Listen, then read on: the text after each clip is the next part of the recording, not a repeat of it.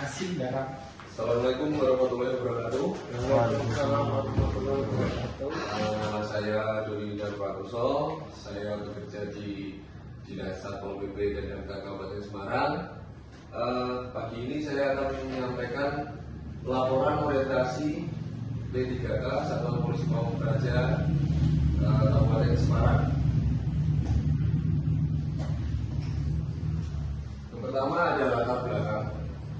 Satuan Polisi Pamung Praja adalah perangkat daerah yang bertugas menjaga ketentraman dan ketertiban umum, menegakkan peraturan daerah dan peraturan kepala daerah, serta melindungi masyarakat di wilayah provinsi, kabupaten maupun kota.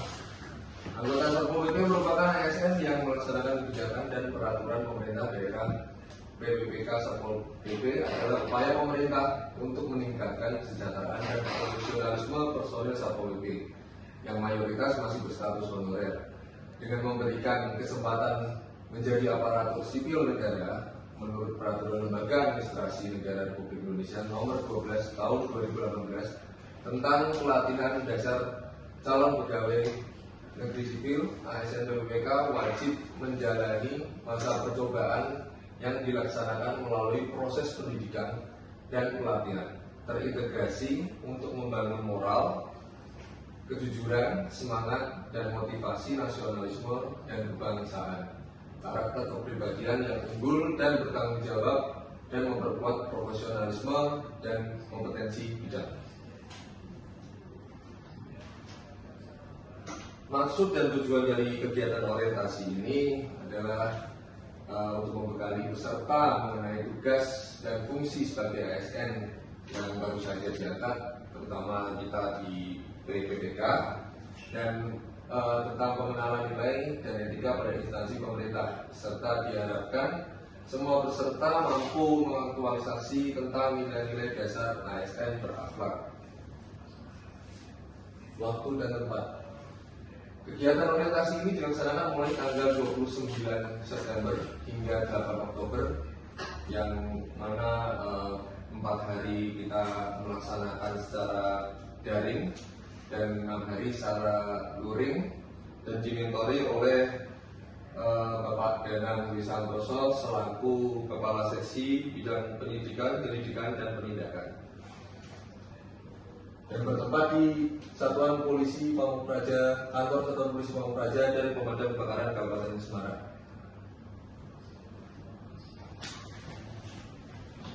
Berikut adalah visi dari Kabupaten Semarang yang sekarang saat ini yang menjadi bupati adalah Bapak Haji Ngesti Nugraha dan selaku wakil bupati Ibu Haja Arifah.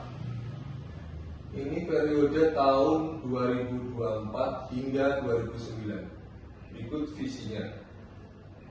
Yang pertama, bersatu, berdaulat, berkepribadian, sejahtera, mandiri, yang biasa kita sebut dengan singkatan berdikari. Dan ini merupakan misi dari pemerintah Kabupaten Semarang. Yang pertama, meningkatkan kualitas SDM unggul yang beriman dan bertakwa kepada Tuhan Yang Maha Esa, berkepribadian serta menguasai ilmu, pengetahuan, dan teknologi. Yang kedua, meningkatkan kemandirian perekonomian daerah yang berbasis pada industri, pertanian, pariwisata, atau yang biasa disingkat dengan Intan-Pari, perdagangan dan jasa, serta sektor lain yang berwawasan lingkungan. Yang ketiga, meningkatkan pemerintahan yang baik, bersih, demokratis, dan bertanggung jawab, didukung oleh aparatur yang bekerja dan profesional. Yang keempat, meningkatkan pemerataan pembangunan guna menunjang pengembangan wilayah, penyediaan pelayanan dasar, dan pertumbuhan ekonomi daerah. Yang kelima, meningkatkan kepastian hukum, penegakan HAM, mewujudkan kesetaraan dan keadilan gender, serta perlindungan anak di semua bidang pembangunan. Dan selanjutnya, meningkatkan pengelolaan sumber daya alam dan lingkungan hidup dengan tetap menjaga kelestariannya. Terakhir, meningkatkan pemberdayaan pemuda, olahraga, serta melestarikan seni dan budaya lokal. Berikut adalah manajemen PPPK. Yang pertama, sesuai dengan kebutuhannya dan dua pengadaan, sebagai penilaian kinerja, hak dan kewajiban yang diterima oleh PPPK, gaji dan tunjangan, dan selanjutnya adalah pengembangan kompetensi untuk PPPK tersebut, pemberian penghargaan apabila ada yang berprestasi, dan yang terutama adalah disiplin sebagai anggota PPPK.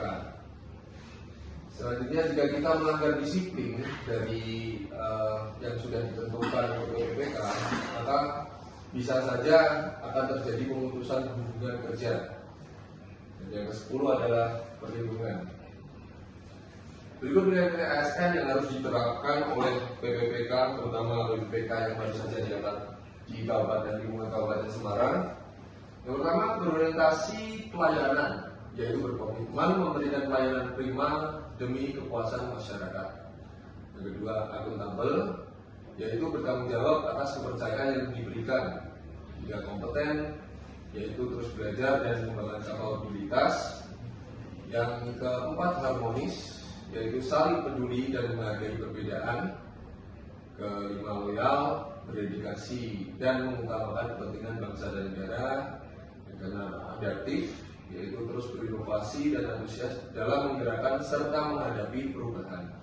Dan yang terakhir, kolaboratif, yaitu membangun kerjasama yang sinergis, terutama sesama rekan satu kantor ya. Yang berikut adalah SOTK Satuan Polisi Pamung Praja dan Pemadam Kebakaran Kabupaten Semarang. Yang pertama ada Kasatpol Kepala selaku kepala, dan di bawahnya ada sekretariat dipimpin oleh Ibu Zekin yang membawahi subbagian perencanaan dan keuangan dan subbagian umum dan kepegawaian. Dan langsung di bawahnya Kasatpol itu ada dua bidang di sini, bidang keterlibatan umum dan penegakan produk hukum daerah dan bidang ketentraman dan perlindungan masyarakat. Untuk bidang ketertiban umum dan penegakan produk hukum daerah, ada dua yang membawahi, yaitu seksi operasional dan pengendalian serta seksi penyelidikan, penyidikan dan penindakan. Serta di bawah bidang ketentraman dan perlindungan masyarakat ada seksi perlindungan masyarakat dan seksi pemadam kebakaran. Selanjutnya ada kelompok jabatan fungsional dan UPTD. Nah, kali ini saya akan memaparkan tentang rencana hasil kerja saya dengan metode cascading.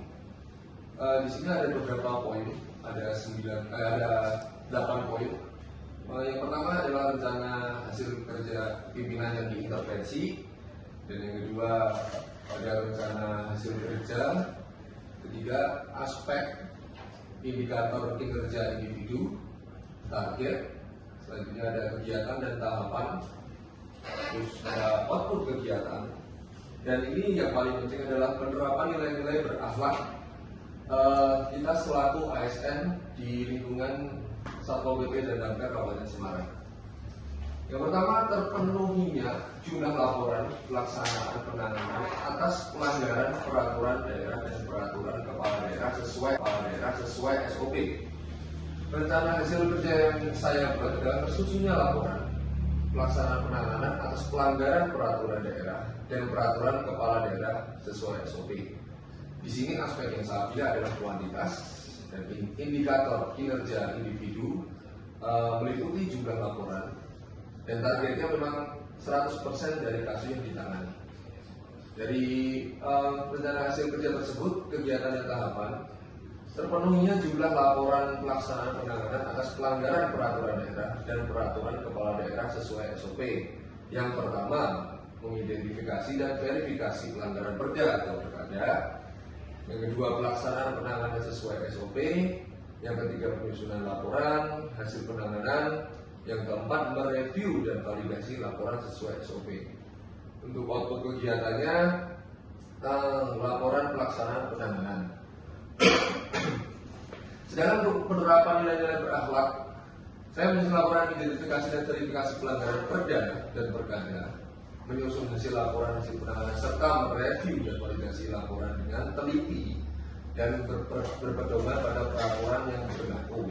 Di situ nilai-nilai berakhlaknya saya mengambil di kompeten ahli di bidangnya. Selanjutnya yang kedua, intervensi dari kepala adalah terpenuhinya jumlah laporan hasil pelaksanaan pengawasan yang dilakukan terhadap pelaksanaan peraturan daerah dan peraturan kepala daerah. Ya, kata saya tersusunnya laporan hasil pelaksanaan pengawasan yang dilakukan terhadap pelaksanaan peraturan daerah dan peraturan kepala daerah. Aspek kuantitas, tersusunnya jumlah laporan, dan kembali lagi 100% dari yang ditangani. Untuk tahapan dan kegiatannya, terpenuhinya jumlah laporan hasil pelaksanaan pengawasan yang dilakukan terhadap pelaksanaan peraturan daerah dan peraturan kepala daerah. Yang pertama, penyusunan rencana pengawasan atau pelaksanaan perda dan perkada. Yang kedua, pelaksanaan kegiatan pengawasan di lapangan. Yang ketiga, menganalisis dan mengevaluasi hasil pengawasan. Dan yang keempat, mereview dan validasi laporan hasil pengawasan. Selanjutnya hasilnya adalah laporan hasil pelaksanaan pengawasan dan nilai berakhlaknya. Saya menyusun rencana pengawasan untuk pelaksanaan perda dan perkada serta pelaksanaan pengawasan di lapangan dan membangun kerjasama yang sinergis bersama rekan kerja untuk tujuan bersama.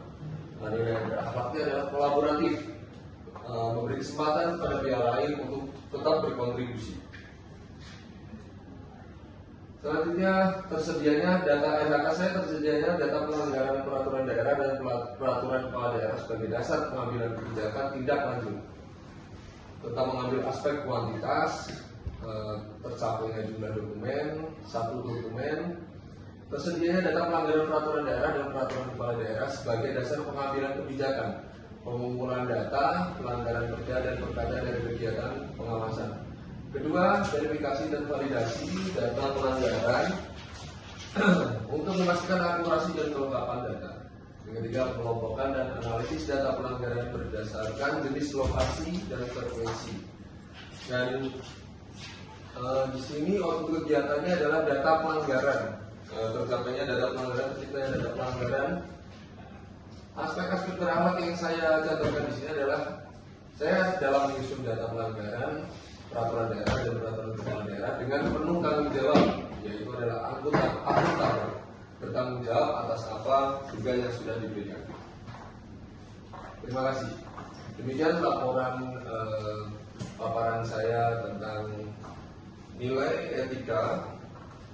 Mengenai nilai etika instansi bagi pegawai pemerintah dengan perjanjian kerja di lingkup Kabupaten Semarang. Terima kasih.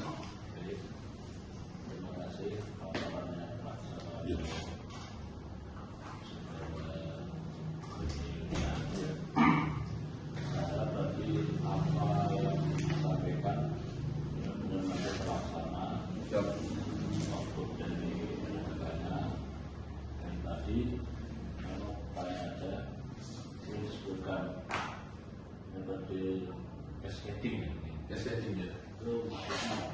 Metode cascading itu merupakan metode yang vertikal dari atas ke bawah. Misalnya dari Kasatpol PP di lingkup Kabupaten Satpol PP Kabupaten Semarang, dari Kasatpol PP turun lagi ke Sekjen dan turun lagi ke subbagian yang tadi dan ke bidang-bidang, lalu kasih sampai kita ke anggota. Tujuannya adalah agar semua pihak tetap bisa berkontribusi dalam kegiatan di OPD kita, di OPD Satpol PP dan Kabupaten Semarang. Kata lain biasa itu bisa diartikan kayak hierarki, Iya, betul. Penyampaian tugas dan segalanya. Ya. Baik, terima kasih. Siap. Untuk Mas Doni. Semoga apa yang disampaikan benar-benar terlaksana dan juga dilaksanakan. Ya. Terima kasih. Saya sukses.